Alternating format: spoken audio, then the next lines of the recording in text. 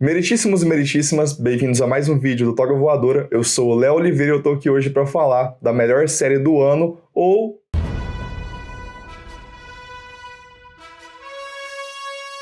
Bom, antes de mais nada, esse vídeo aqui tem duas partes. A primeira delas não tem spoiler, é onde eu vou contar um pouco do que é o quadrinho, do que você deve esperar para assistir, e a segunda é mais uma análise, especialmente comentando com spoilers o que foi aquele final que... Meu Deus! Então, antes de mais nada, já deixa seu like, se inscreva no canal e ativa as notificações porque vai ter muito conteúdo sobre adaptações de quadrinhos que esse ano promete ser talvez o melhor até hoje, mas ao longo do ano a gente vai comentando. Bom, o que é Invincible ou Invencível? Se trata de uma animação que está adaptando os quadrinhos escritos por Robert Kirkman, o mesmo autor de The Walking Dead, mas muita gente considera essa história de heróis aqui muito melhor que a história de zumbi, que já é muito incrível. Inclusive é bem melhor que a série, se você nunca leu, dá uma chance. Só que Invencível, eu acho que por gostar mais de heróis, é uma história que me prendeu muito mais. Eu comecei a ler até onde a série tá, eu não quero avançar, eu quero ler junto com a adaptação, porque não vale a pena tomar spoilers. Então evite de preferência saber o que vai acontecer, porque tem muita coisa bombástica que eu acho que se perde se você tiver lido o quadrinho antes. E uma outra coisa importante também é que a série tá sendo supervisionada pelo Robert Kirkman, então ela tem muita coisa diferente que tá sendo adaptada. Muitas foram feitas de uma ordem diferente, até para ser mais cativante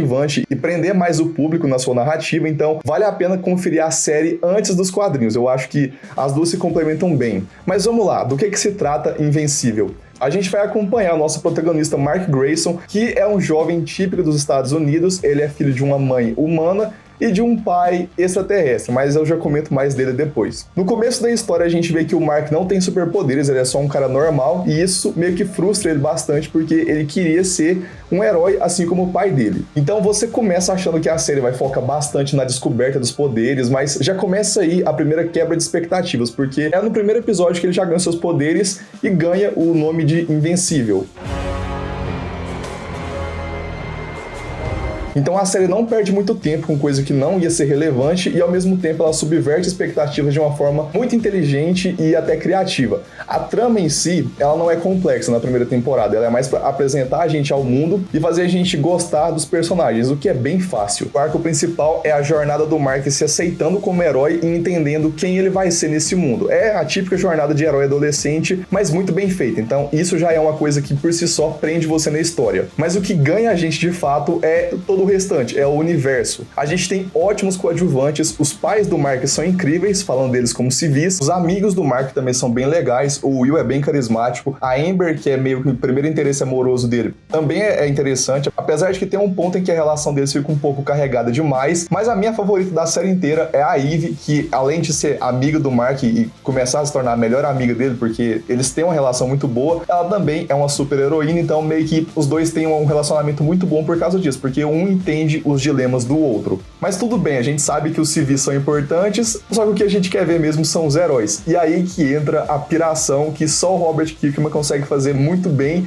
E funciona. Na verdade, a série já abre com esse mundo fantástico, a gente começa lá na Casa Branca, a gente vê uma rotina bem tranquila, até que dois supervilões atacam, que são os Mulder Twins, os gêmeos mais insanos que eu já vi, e na verdade, da parte fantástica, eles são os meus favoritos, eles têm muito carisma e eles são bem interessantes. Os gêmeos então começam a atacar a Casa Branca, e logo a gente vê os Guardiões Globais, que são mais ou menos, na verdade, bem parecido com a Liga da Justiça desse mundo. Então a gente tem lá o Flash, o Caçador de Marte, o Shazam, a Mulher Maravilha, tem quase todos assim que são correspondentes à Liga da Justiça. E a ação deles contra os vilões é incrível, é bem violenta, a gente já vê que ela vai ser um pouco mais adulta nesse ponto, mas não é nada tipo The Boys. Ela é uma série muito violenta, eu acho que é a coisa mais violenta que eu já vi com heróis, então se você não curte ver esse tipo de história, talvez não seja a série pra você.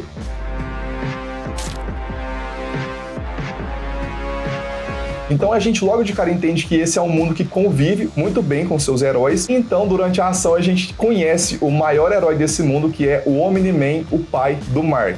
E o Omni-Man, o personagem dele é muito interessante porque nos quadrinhos é um pouco diferente. Ele é mais frio, digamos assim, a gente não consegue ver muitas emoções dele, parece mesmo que ele é um alienígena, mas aqui na série a gente logo de cara vê que ele tem dilemas, ele tem dúvidas, tem até um pouco de medo, e isso torna ele muito mais interessante de acompanhar. E ele tem uma abordagem muito diferente do que a gente esperaria de um Superman, por exemplo, começando pelo fato de que ele não é parte da Liga da Justiça, dos Guardiões. Não, ele é um herói solo, então ele não se mistura com os outros, ele ajuda, mas ele fica no canto dele. E além disso, tem a violência que ele usa para abordar os vilões. Então, nesse ponto, ele já é um pouco mais parecido com o Homelander, mas ao mesmo tempo não é. Eu não vou entregar nada aqui porque vale a pena descobrir o que acontece, mas assim, é sensacional a série nesse ponto de subverter o que a gente espera de heróis, mas sem fazer uma crítica tão aberta e tão aprofundada que nem a The Boys, porque The Boys é de fato uma desconstrução política e tal, tem um que é um pouco até mais realista. Aqui não. Aqui em Invencível, a série o tempo todo lembra que é um mundo fantástico, cheio de coisa absurda acontecendo, mas tem os seus momentos humanos e tem principalmente inovação. Ela usa muitos modelos que a gente espera de animações de heróis e de histórias em geral que se baseiam nesses mundos fantásticos, mas de uma forma que subverte as expectativas. Então, por exemplo, um vilão que você acha que ele é qualquer nota, ele é super foda, ele é muito violento, ele consegue ser brutal contra os heróis, e ao mesmo tempo os heróis que você acha que vão ser sempre imbatíveis ou invencíveis, eles não são invencíveis, eles têm fraquezas, eles apanham pra caramba, muito inclusive, e isso que torna a história interessante, porque você tem medo do que vai acontecer, você não sabe quem vai morrer, quem vai sair vivo, porque as batalhas são muito brutais. E além disso, eu recomendo muito que você veja na dublagem original. Tudo bem que a dublagem brasileira é muito boa, mas o elenco de vozes dessa série é inacreditável. E o bom da Amazon é que tem aquela função do raio-x que você vê quem que tá dublando cada personagem. E é uma surpresa atrás da outra, eu não vou falar quem que aparece porque é muito bom, só confia e vê e você vai curtir, a dublagem é incrível. E além disso, uma coisa que eu gostei muito foi a qualidade de animação. A movimentação é fluida, quando eles estão conversando você vê as expressões muito bem definidas e a ação é absurda, é muito foda, então tecnicamente é quase impecável, tem poucos momentos que você vê algum defeito ali, então assiste, confia, vai às cegas, não pega spoiler do que acontece no final do primeiro episódio, porque é ali que a série muda totalmente, é talvez a cena mais impactante desse ano, se não fosse o último episódio. Eu acho que o final dessa primeira temporada é nível Casamento Vermelho de Game of Thrones. Eu não tava esperando que aconteceria, foi uma coisa surreal. E confia, eu tenho quase certeza que você também vai concordar que é a melhor série do ano até agora. Nada que saiu chega aos pés dela, eu achei muito superior, a narrativa é boa, os momentos impactantes são impactantes de verdade, então confia, assiste Invencível, depois volta aqui pra gente comentar com os spoilers. Então agora, começa spoiler, 3, 2, 1, bora!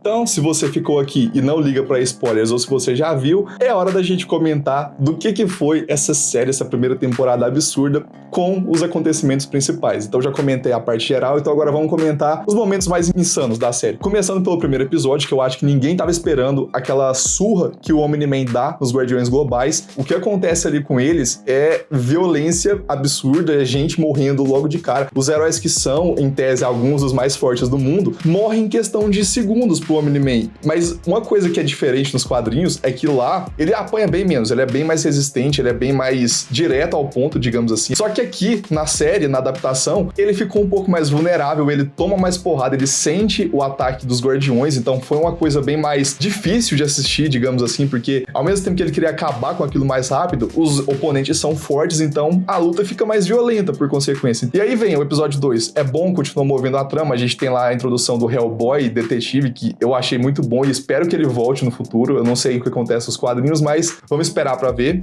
Tem a questão do triângulo amoroso que eles sugerem ali, que não vai pra frente ainda, mas eu espero que eles saibam trabalhar quando chegar a hora. Até o momento eu tô achando muito boa a relação do Mark com a Eve e com a Amber também, apesar de ter seus momentos ali meio arrastados. Mas é claro que o episódio 5 é o segundo ponto alto da história, que é ali que a gente vê o que o Mark tá vivendo nessa jornada de herói, porque ao mesmo tempo que ele tá apanhando de todo mundo na vida civil, na vida de herói não tá nada fácil também, porque ele é invencível, ele é filho de um alienígena super poderoso, mas ao mesmo tempo ele é vulnerável, e isso é uma dicotomia muito boa, porque o invencível do título não quer dizer que ele é um cara invulnerável, não, pelo contrário, ele é invencível porque ele apanha e tá sempre voltando pra tentar salvar as pessoas, e ele não consegue isso, que torna ele falho, e eu acho que a sacada genial do título do Robert Kirkman é essa, que ele é um dos heróis mais falhos que eu já vi, mas ao mesmo tempo você quer que ele se supere pra conseguir defender as pessoas de fato, porque essa é a vontade primordial que ele tem. E naquele episódio 5 ali, que tem a narrativa dele lá com o super vilão, que eu esqueci o nome agora, você cai naquela narrativa toda junto com o Mark, porque você acredita que o cara tá querendo uma redenção. Ele parece ser um vilão que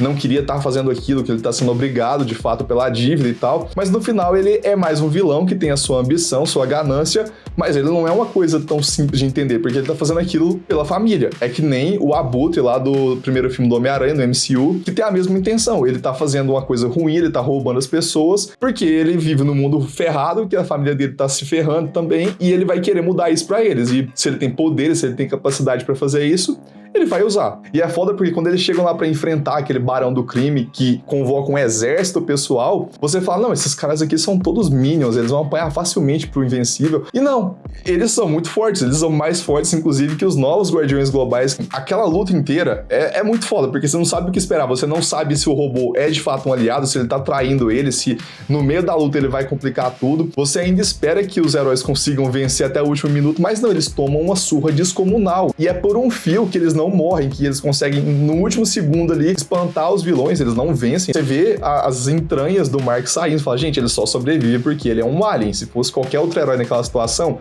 tinha morrido. Mas aí você já fica assim, tá, a gente tá sabendo que o Omni-Man, ele é perigoso, que ele tá chegando pra expor o plano dele, possivelmente é alguma coisa de dominação, ele não tá aqui pra proteger as pessoas, não sei o que esperar, mas o Mark não vai ser capaz de enfrentar ele.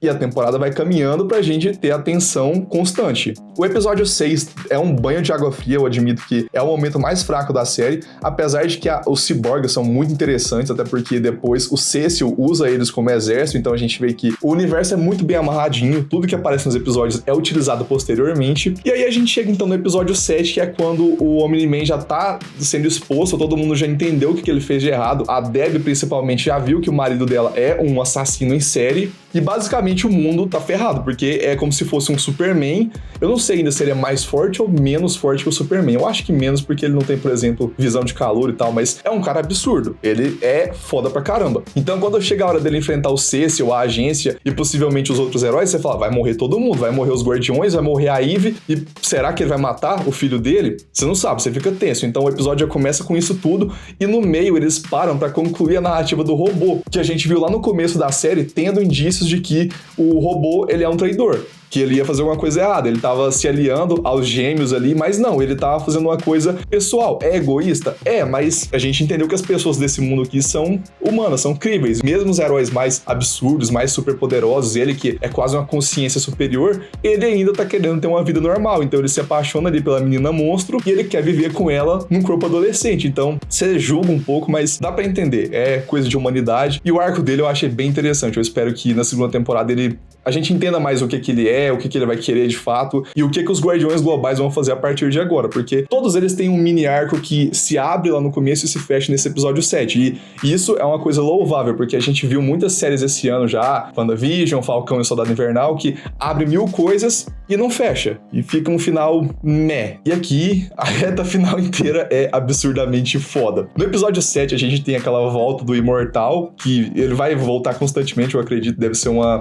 trope recorrente desse universo, que o Imortal volta e apanha do Omni-Man, morre e volta mais uma vez. Mas aí lá naquele final do episódio 7, quando o Mark vê o pai dele matando, cortando ao meio o Imortal, é agora, eles vão sair da porrada. Ou não? Não sei, porque eu não li essa parte, eu não queria saber o que o Omni-Man queria fazer na Terra. E aí quando começa o episódio 8, a season finale, logo de cara, o Nolan já explica pro Mark que a vida dele é uma mentira. Ele não tá ali pra defender as pessoas, ele tá ali com a missão de um povo que não é uma civilização benevolente, que tá ali pra salvar o universo. Não, eles são um império, quase um império romano intergaláctico. E é a história que a gente viu acontecendo na humanidade. Quando uma nação mais avançada em termos de tecnologia encontra uma nação que não foi no mesmo sentido de evolução social, eles vão querer impor a sua forma de civilização. E quem não se adequar vai morrer. É basicamente a história da humanidade desde que a gente começou como espécie. É isso que acontece e continua acontecendo. É a boa e velha noção de imperialismo. A cultura dominante vai querer subjugar as demais e quem não entrar é um verme que deve ser eliminado. É isso que esses aliens, os Vitrumitas, sentem em relação aos outros povos do universo. Mas o Mark,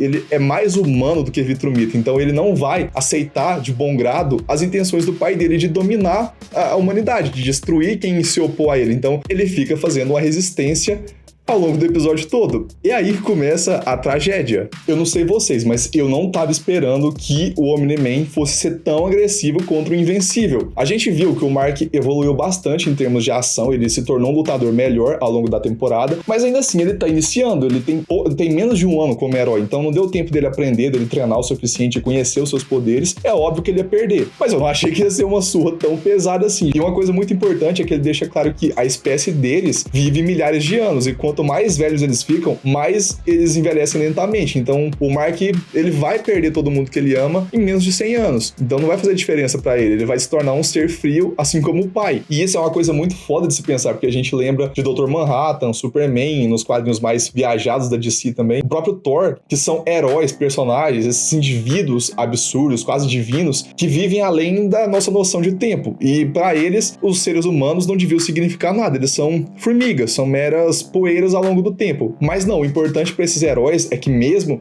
sendo esses seres absurdos, eles sempre vão olhar pros humanos como iguais, como pessoas que merecem viver tanto quanto eles. Então eles vão proteger esses indivíduos. E o Omni-Man não, ele foi criado por esse império fascista mesmo, pra subjugar tudo que foi inferior. Então o que não for a raça suprema, ele vai destruir, ele vai matar e ele vai dizimar a cultura, dizimar toda a noção de civilização que ele julga inferior. E o Mark tem muita parte da mãe dele que isso é crucial, até porque ele se parece mais com a mãe do que com o próprio Omni-Man. Então isso denota muito mais humanidade nele. E a luta deles no metrô é muito foda, porque na hora eu só lembrei de uma coisa, é a cena do Homem-Aranha 2, o do Sam Raimi, quando o Peter salva o metrô ali usando as teias, que ele quase morre no processo. É uma cena absurda de sacrifício, de herói, de reconhecimento dos civis, é aquela relação que ele tem de amigão da vizinhança mesmo. E aqui nesse episódio, ela é totalmente subvertida, ela é destruída, que essa pra mim é a melhor cena da série inteira até agora, e é o que eu falei que é nível Casamento Vermelho, porque você não esperava aquilo, você talvez não conseguiria fazer aquilo em live action, inclusive. Então, ponto forte pra animação nesse momento aqui, que conseguiu fazer aquela cena ser absurda. É ali que a gente vê que o Mark vai ficar abalado pra sempre. Ele é um trauma que ele não vai perder, não vai ser fácil lidar com isso. Ele vai tentar esconder a todo custo. A gente vê um tempo depois ele tentando não falar daquilo, mas é inevitável. E aí toda a sequência final de luta dele contra o pai é foda, porque o Nolan ia matar ele. E aqui que eu acho que a série foi mais forte que os quadrinhos. A gente tem mais noção da humanidade que o Nolan assumiu. Ele não queria ter sentimentos pelos humanos, ele não queria gostar da Debbie e principalmente gostar do seu filho, mas é inevitável, ele nutriu esse afeto por eles ao longo do tempo, e isso talvez tenha enfraquecido a noção de vitrumita que ele tem, de tempo, de dominação. Então quando ele tá prestes a matar o filho, ele vai e solta a última vez. Depois que o tempo passar pra você e todo mundo que você ama se for, o que vai sobrar? Aí o Mark vira pra ele e fala: vai sobrar você, pai, você ainda vai estar aqui. É uma das últimas falas que eles trocam, e isso é a pior porrada que o Nolan podia tomar, porque aí ele sente que ele não devia estar fazendo aquilo, porque ele sente que ele ainda é um pai, ele tem uma missão, ele tem um objetivo de espécie, mas talvez ele tenha encontrado uma coisa maior que tudo isso. E agora é esperar o que vai acontecer, porque depois disso o Nolan foge do nosso sistema solar, provavelmente ele voltou pro seu império para reportar algumas coisas, não sabemos as consequências disso ainda, mas assim, tem muita coisa para acontecer. O restante do episódio é mais para recolocar as peças no tabuleiro. A gente vê que o Cecil tem umas cartas na manga ainda, os Guardiões Globais estão cada vez mais unidos como equipe. A própria Eve, eu acho que ela vai adotar uma postura mais de heroína ao lado dos outros companheiros dela, então assim, tem coisa interessante pra acontecer na próxima temporada logo de cara. E o final ali, o desfecho, quando ele recebe a visita daquele alien, que eu esqueci agora o nome, que é tipo um guardião intergaláctico, que é dublado pelo Seth Rogen, é uma coisa muito interessante. Esse cara chega ali e vem pra avisar, fala: nossa, Mark, eu confundi, eu vim no planeta errado aquela vez, mas também tinha uma coisa importante pra contar aqui, que tinha um vitrumita no seu mundo, e eu não contei. Aí o Mark: pois é, meu pai. E aí, quando ele descobre que o Mark é um meio vitrumita que não tá ao lado do Império, ele diz que isso vai mudar o jogo, porque ele fala que tem uma coalizão se formando contra o Império Vitrumita, e as coisas vão caminhar pra uma guerra, eventualmente. Só que ter um Vitrumita ao lado, oposto ao Império, é uma coisa interessante, é uma coisa que talvez mude a dinâmica, faça alguns indivíduos do Império começar a repensar a sua postura. Não sei, a gente não conhece mais nenhum além do próprio Nolan. Então, vamos ver o que vai acontecer. Tô muito ansioso para a próxima temporada, e eu acho que a temporada inteira, ela foi muito coesa, teve seus deslizes momentâneos, nada muito grave, nada que tire o brilho da série. E esse vídeo aqui é para começar a nova leva de vídeos sobre adaptações de quadrinhos. Mês que vem agora, em maio, já vai ter o Legado de Júpiter, que é uma história muito boa também. Eu tô muito muito esperançoso, então depois eu comento com mais detalhes, só para deixar avisado aqui. Se inscreva no canal, ative o sininho para receber os próximos vídeos, e é isso, comenta aqui o que você achou, deixa seu like e até a próxima. Tchau!